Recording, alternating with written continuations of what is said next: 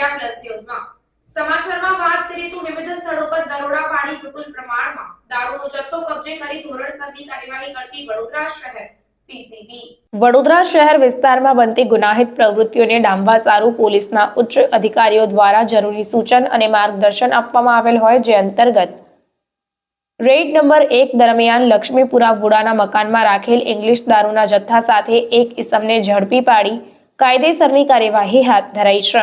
આ કામગીરી દરમિયાન ગુરુપ્રસાદ ઉર્ફે મુન્નો હરિપ્રસાદ કનોજિયા નામક આરોપીને પકડી પાડવામાં આવ્યો છે, જ્યારે વોન્ટેડ આરોપી તરીકે રિયાઝ શેખ, જેની ધરપકડના ચક્રો ગતિમાન કરાયા છે. તો કુલ કિંમત રૂપિયા 2,07,520 નો મુદ્દામાલ કબજે કરી કાયદેસરની કાર્યવાહી હાથ ધરવામાં આવી છે.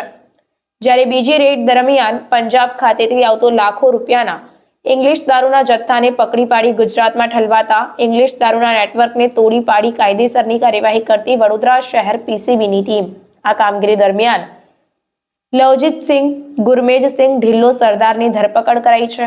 જ્યારે વોન્ટેડ આરોપીઓ તરીકે મનજીતસિંહ અને દારૂનો જથ્થો મંગાવનાર ઇસમ, જે બંનેની ધરપકડના ચક્રો ગતિમાન કરાયા છે.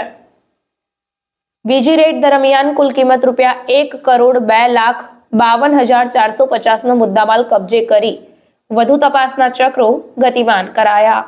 Reporter Dhavalsinh Solanki, India plus news, Vadodara.